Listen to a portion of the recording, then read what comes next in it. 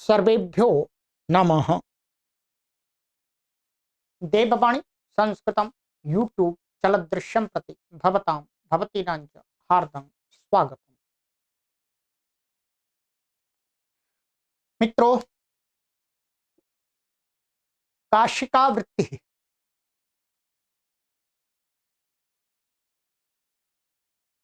प्रथमोऽध्यायः द्वितीयः पादः।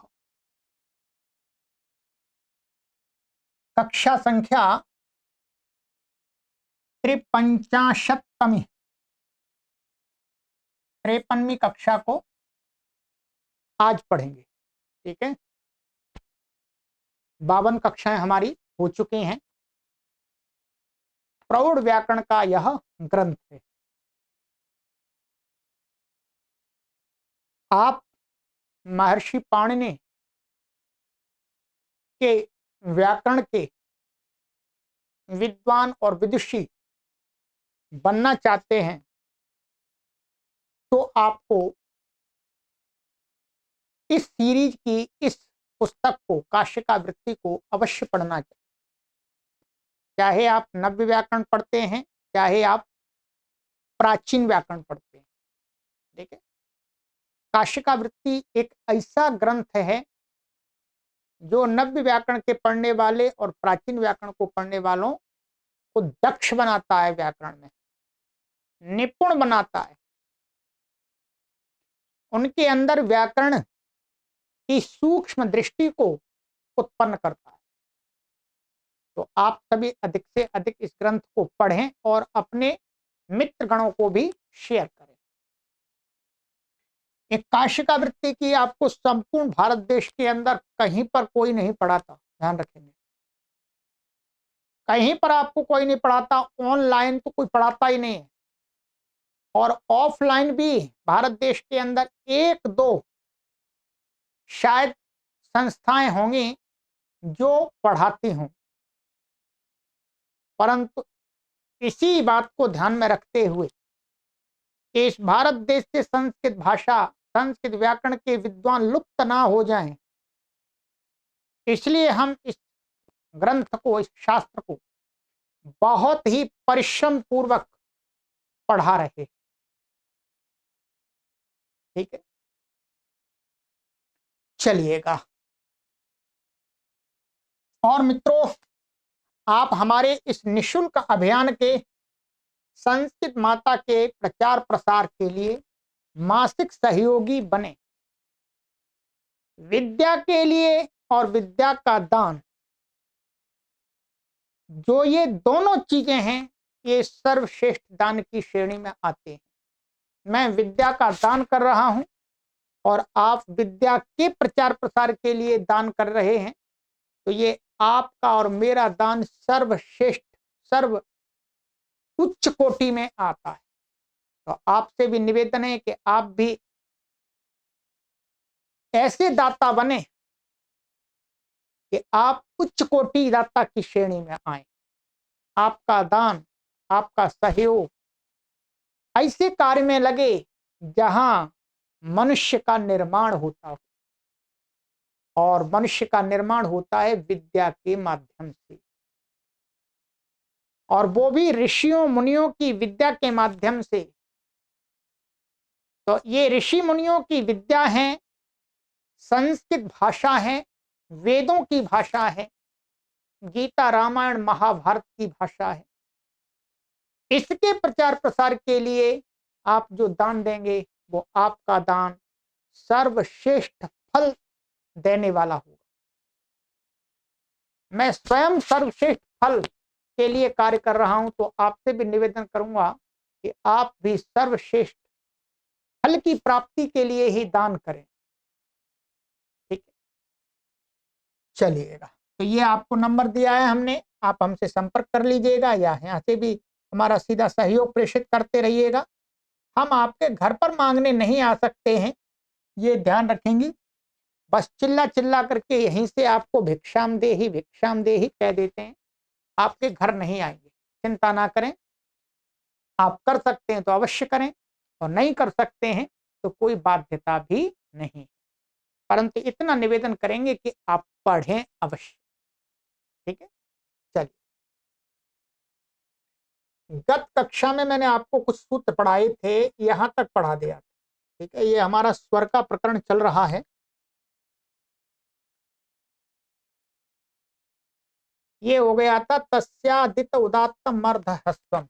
एक उदात्त की परिभाषा हमने बता दी थी आपको, और स्वरित की बता दी थी, और अनुदात्त की बता दी थी। और स्वरित में कितना उदात्त होता है, कितना अनुदात्त होता है, इसका भी हिसाब किताब गुणा भाग बता दिया था। ठीक है, तो ये आप ध्यान रखेंगे। चलिए, अब चलते हैं आगे। अब ईश्वर का ही प्रकरण है, एक दो कक्षाएं हैं। ठीक है,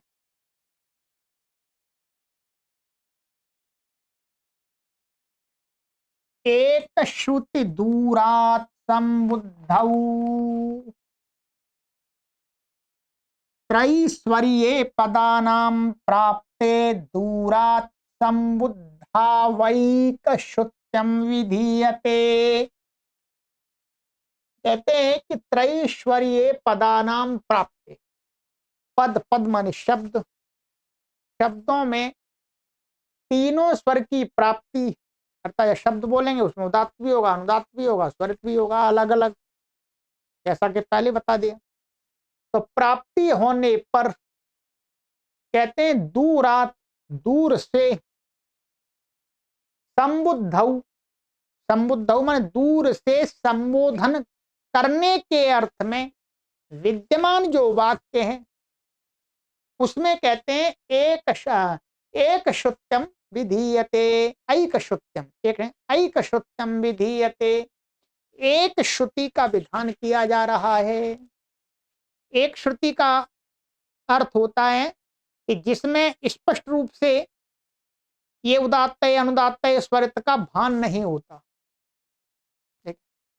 जब जोर से किसी को दूर से बुलाते हैं, उसमें वर्तमान जो वाक्य होता है उसमें स्वर का ध्यान नहीं रखना।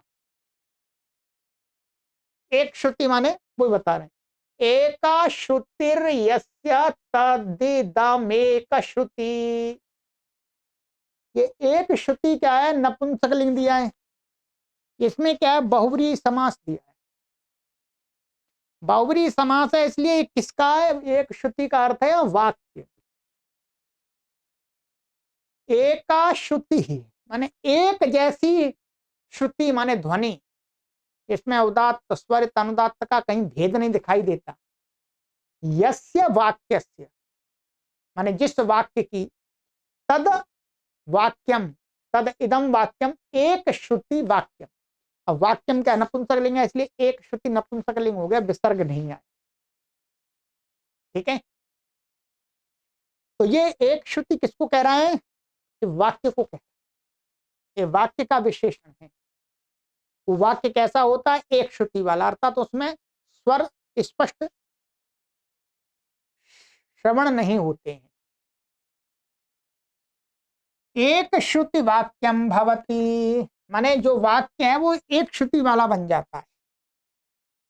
दूरात् संबोधयति ये न वाक्य न तत्संबोधनम संबुद्धि। अब कहते हैं यहाँ ये जो संबुद्धि है, संबुद्धि तो एक संज्ञा भी की है, एक वचनम संबुद्धि। वहां संबोधन के एक वचन की क्या है, संबुद्धि संज्ञा की है, तो क्या वही है, नहीं, यहां तो वाक्य लिया है। तो कहते हैं दूर से संबोधयति ये न वाक्य, कोई व्यक्ति जिस वाक्य से दूर से किसी को बुलाता है,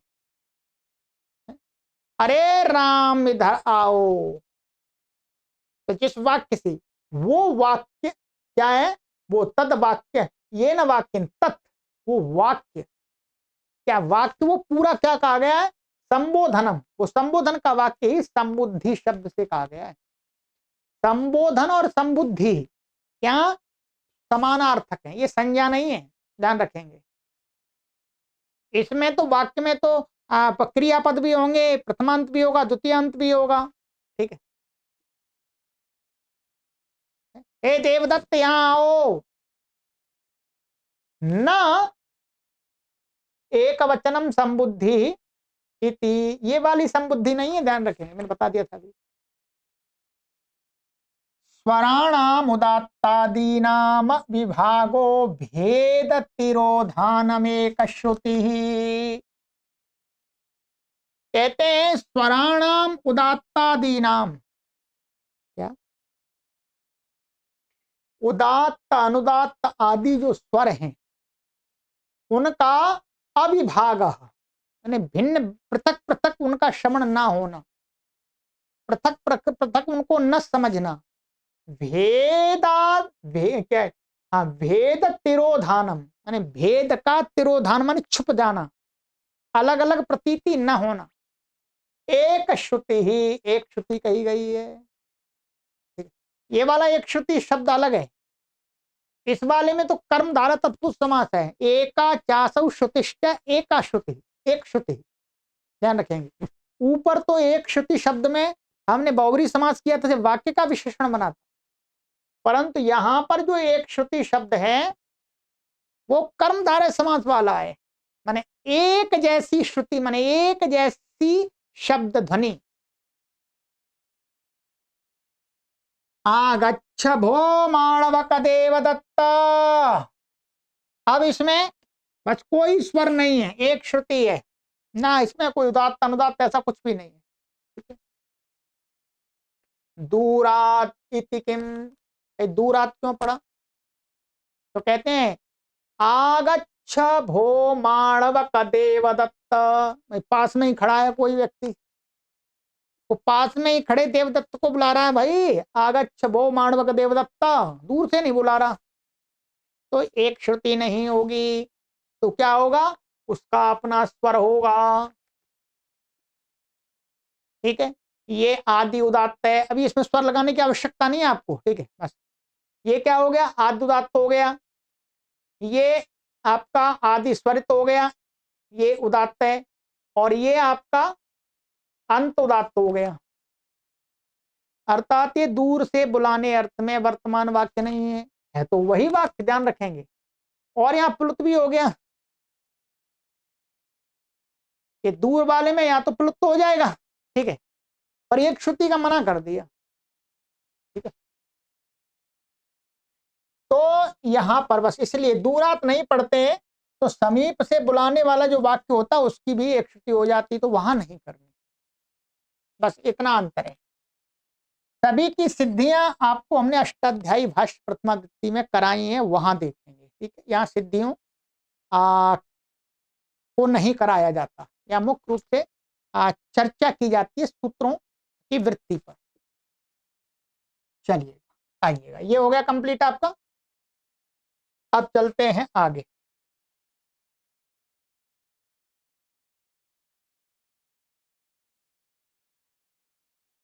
अब है आगे का सूत्र, यज्ञ कर्मण्य जपन्यूख सामसु त्रैश्वर्येण वेदे मंत्राः पठ्यन्ते। जो वेद हैं, ऋग्वेद, यजुर्वेद, सामवेद, अथर्ववेद, उनमें कहते हैं वेद में जो मंत्र पढ़े हुए हैं वो त्रैश्वर्येण माने तीनों स्वरों के साथ पढ़े हुए हैं, उदात्त भी है, अनुदात्त भी है, स्वरित भी है, ठीक है। तेषां यज्ञ क्रियायामपि तथैव प्रयोगो प्राप्त एक श्रुतिर्विधीयते। उनका, वेद में पढ़े हुए जो मंत्र हैं, जब उनका हम विनियोग यज्ञ की क्रिया में करेंगे, यज्ञ करते समय उनका उच्चारण करेंगे, तब भी क्या है, वैसे ही प्रयोग है प्राप्त, तीन स्वरों के साथ ही उनका उच्चारण का प्राप्ति होगी। स्वाध्याय काल में, स्वाध्याय माने संपाठ काल में मंत्रों का उच्चारण स्वर के साथ करते हैं, तो उसी प्रकार से यज्ञ में भी करने की प्राप्ति होगी। तो एक श्रुति कहते हैं प्रयोग के प्राप्त होने पर एक श्रुति विधीयते, कि यज्ञ में तो हम मंत्रों का उच्चारण करेंगे तो वहां पर उसमें कोई स्वर नहीं लगाना, बिना स्वर के, माने एक श्रुति से बोलना है, वहां उदात्त अनुदात्त का ध्यान नहीं रखना। इसका कुछ कारण हुआ होगा पीछे, कारण यही होगा कि यदि हम मंत्र यज्ञ करते समय मंत्रों के उच्चारण पर हमने यदि विशेष फोकस दिया तो यज्ञ की क्रियाओं में कुछ त्रुटियां हो सकती हैं। तो इसलिए मंत्र यज्ञ में उच्चारण कर किए जाने वाले जो मंत्र हैं उनसे स्वर को का स्वर पर ध्यान नहीं देना, केवल मंत्रों का शुद्ध उच्चारण करना। ठीक है, सबसे पहले ये सूत्र है कि जब भी आप यज्ञ आदि करेंगे तो उसमें बिना स्वर के ही आपको मंत्र बोलना है।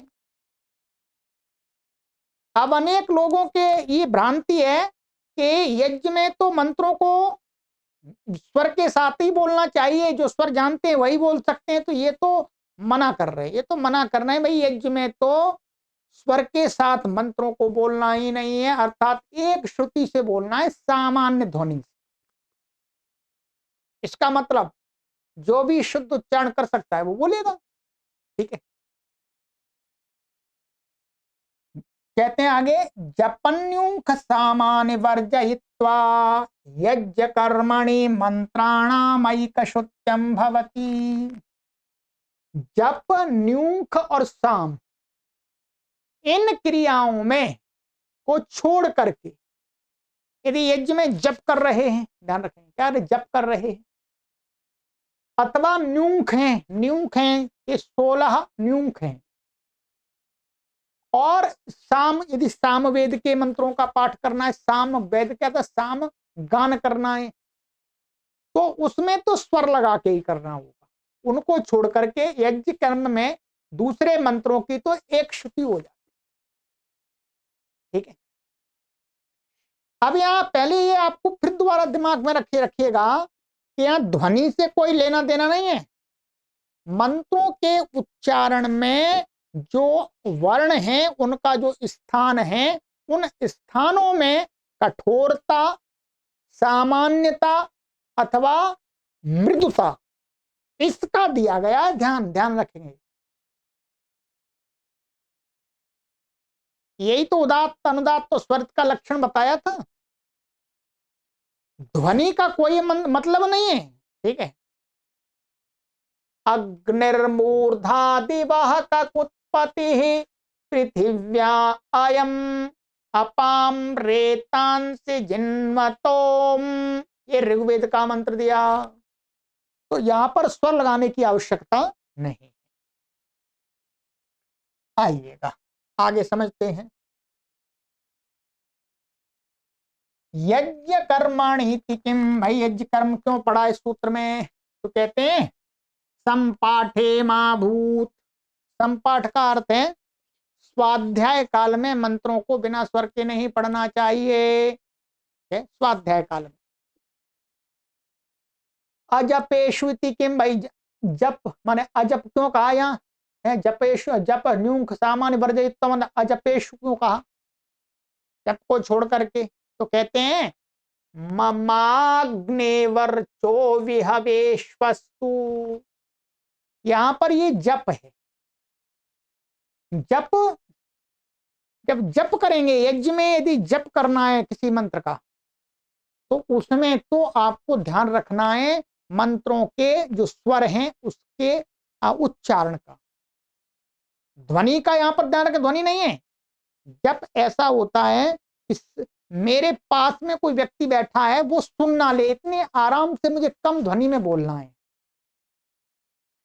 कम ध्वनि में उदात्त अनुदात्त स्वरत का ध्यान रखना है, कैसे ढीला आराम से टाइट, और ये सारी बातें। ठीक है, तो इसमें स्वर लग गया, ये क्या है अजपेश्वतिकम, यहां पर ये जप करेंगे तो यहां पर क्या हो जाएगा, ये ममाग्ने ये आदि उदात्त हो गया, स्वरत हो गया, अंत अनुदात्त हो गया, वर्चो आदि उदात्त हो गया, ये भी आदि उदात्त हो गया, ये उदात्त हो गया, आदि उदात्त नहीं ये उदात्त हो गया इसमें। ठीक है, वे तो ये लग गया, यहाँ स्वर लग गया, ये जप का है। यज्ञ में भी जप होगा तो स्वर लगा के बोलना है। ठीक है,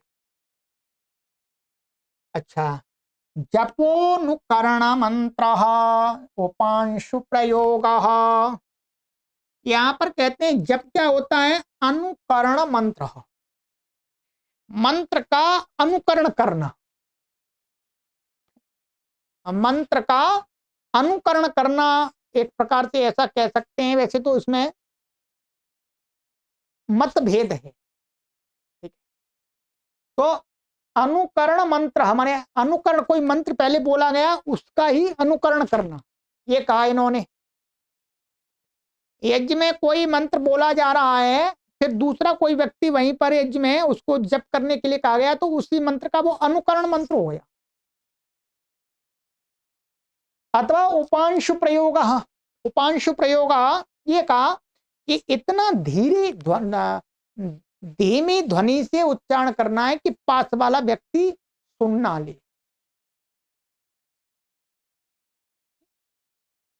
तो ये है जप का। ठीक है, आगे इसमें भी इन्होंने जो अष्टाध्यायी भाष्य प्रथमावृत्ति में आपको हमने पढ़ाया था, तो जो गुरुजी ने जो बताया था यहाँ पर, ठीक है, मैं फिर आपको उसको दोहरा देता हूं। ठीक है, यहां पर ये बताया था कि जप ऐसे बोलने को कहते हैं जिसमें पास बैठे व्यक्ति को भी सुनाई ना दे, इतने धीमी ध्वनि से बोलना होता है। ठीक,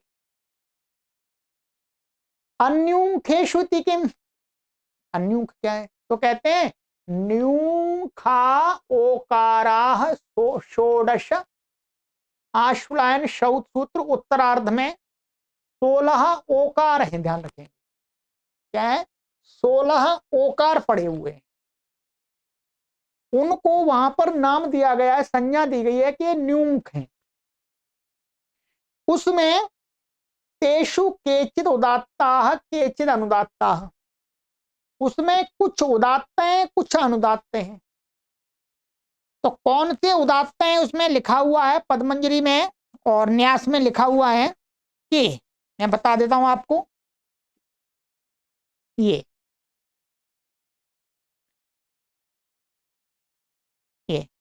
इनमें से 16 में से पहला और 7वां और 13वां, ये 3 ओकार तो क्या है, उदात्त हैं, बाकी के 13 ओकार हैं अनुदात्त।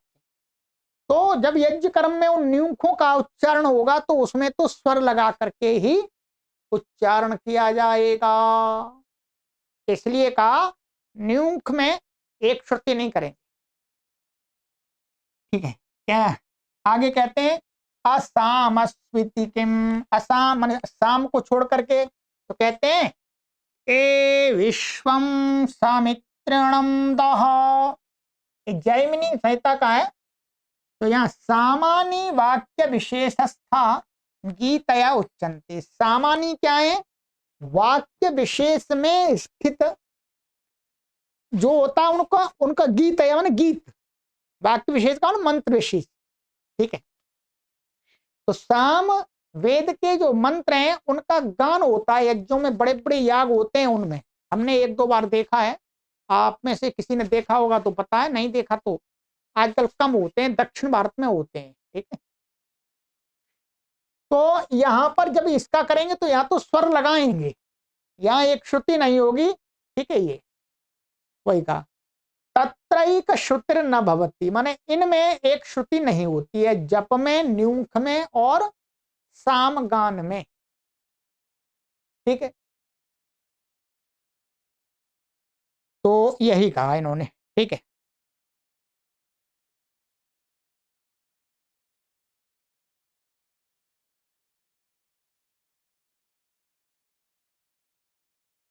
तो ये हो गया।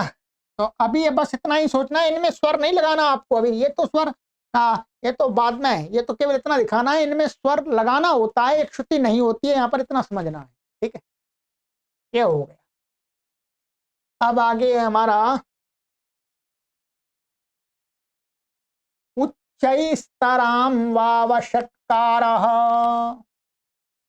यज्ञ कर्मणि वर्तते, यज्ञ कर्मणि के ऊपर से अनुवृत्ति आ रही है, यज्ञ कर्मणि वषट्कार उच्चैस्तरां वा भवति एक श्रुतिर्वा,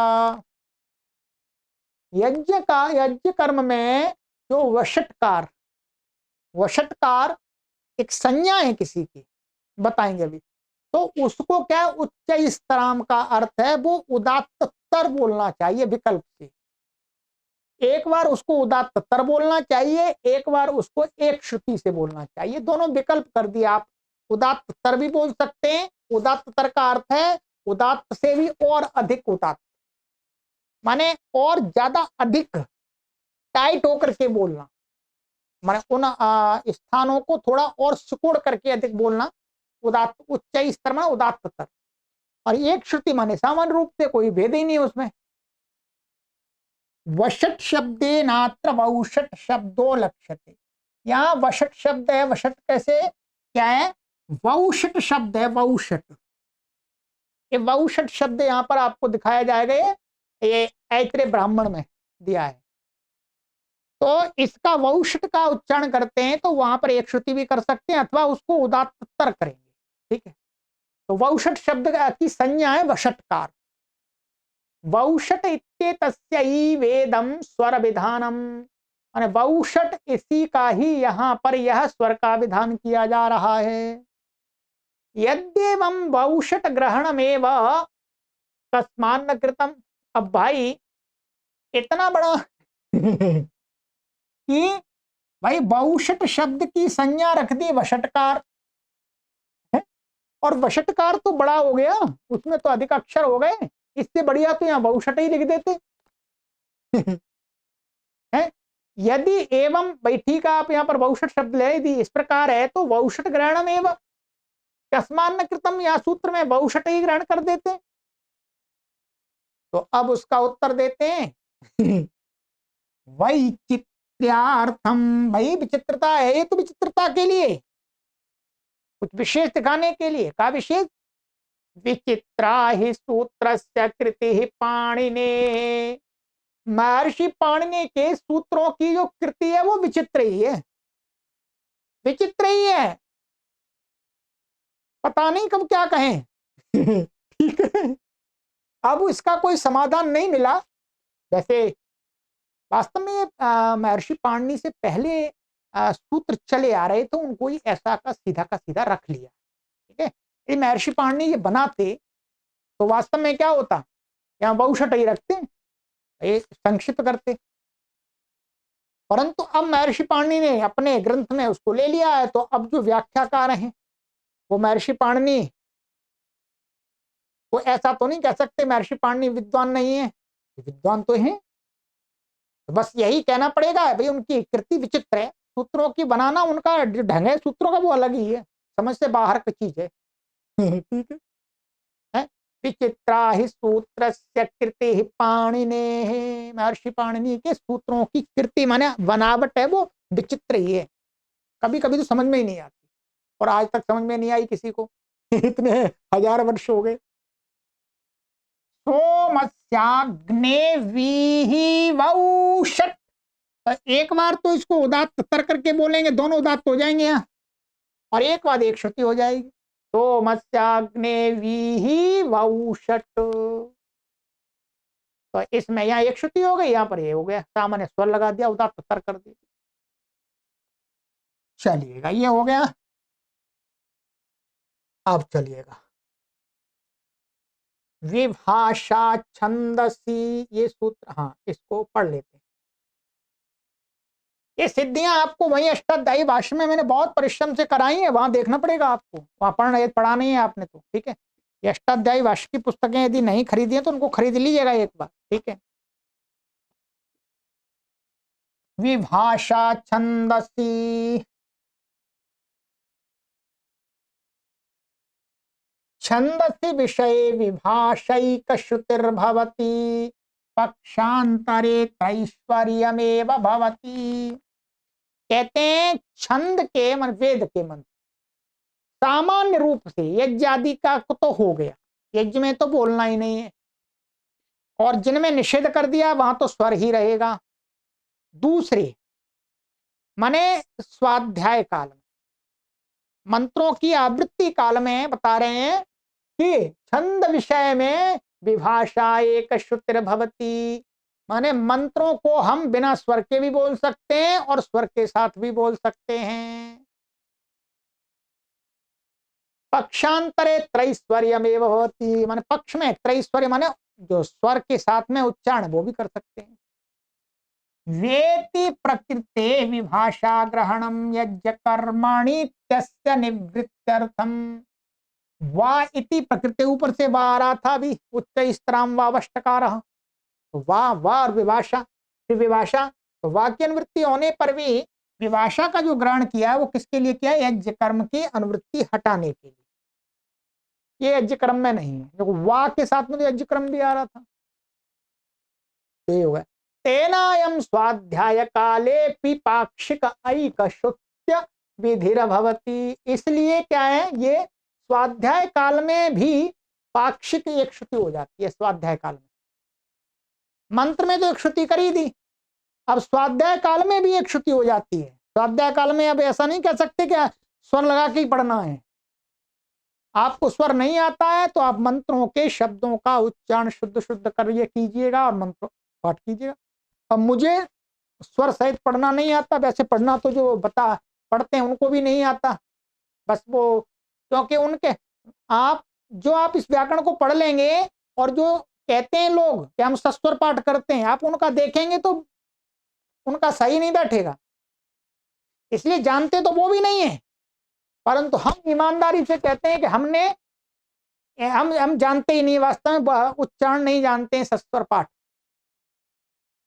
इसलिए हमारे जैसे लोगों के लिए महर्षि पाणिनि ने ये नियम खोल के रखा हुआ है, प्राचीन ऋषियों से ही खुला हुआ है, उसी को महर्षि पाणिनि ने बताया है। अब आपको ये कोई कहे कि आप बिना स्वर के मंत्रों का पाठ नहीं कर सकते, तो उनके सामने ये सूत्र खोल के रख दीजिएगा कि देखिएगा ये सूत्र क्या कहता है। व्याकरण पढ़ा है कि नहीं पढ़ा आपने? ठीक है, तो स्वर के साथ भी आप मंत्रों का उच्चारण कर सकते हैं और स्वर के बिना भी कर सकते हैं। ठीक है, ओम भूर्भुवः स्वः तत्सवितुर्वरेण्यं भर्गो देवस्य धीमहि धियो यो नः प्रचोदयात्। अब ये पाठ सही है, आप उच्चारण कर सकते हैं। ठीक, चलिएगा। इशेत्वोर्जेत्वा इशेत्वोर्जेत्वा, ये दिखा दिया माध्यम संहिता का। ये तो ये क्या है, ये स्वर लगा दिया यहाँ पर। ठीक है, स्वर हमने वहां सिद्धि कराई है अष्टाध्यायी भाष्य में, देखिएगा। और इशेत्वोर्ज यहाँ पर एक श्रुति कर दी, दोनों प्रकार से हो गया। ऐसे अग्न, ये सामवेद का अग्न आ या ही वीतये और अग्न या ही वीतये, ये सीखा है, कुछ है कौमुखादि ग्रंथ का ये। तो ये हो गया, ये छंद में ही आते हैं, ध्यान रखेंगे सारी चीजें। वेद और वेद के सहायक कुछ ग्रंथ है वो छंद में ही आते हैं। अग्निमीडे पुरोहितम, या स्वर हो गया, अग्निमीडे पुरोहितम, यहाँ पर नहीं, ऐसे ही बोल सकते हैं। शन्नो देवी रविष्टये, शन्नो देवी रविष्टये। ठीक है, ये शौनक संहिता का है। तो ये है, तो वैसे सूत्र सरल है, कुछ इसमें विशेष नहीं है। इनमें जो स्वर लगा करके हमने बताया है वो इसमें अष्टाध्यायी भाष्य में सिद्धियां कराई हैं, तो यहाँ सिद्धियों का विषय नहीं है, केवल समझाने का है, तो वो समझा दिया हमने आपको। चलिएगा, ये हो गया, विशेष विशेष बातें आई हैं सूत्र इस कक्षा में। अब अगली कक्षा में ये बड़ा सूत्र है, आज की कक्षा में नहीं हो पाएगा, थोड़ा सा विशेष इस पर चिंतन करना पड़ेगा, तो इसको हम अगली कक्षा में पढ़ेंगे। न सुब्रह्मण्यायाम स्वरितस्य तू दाता।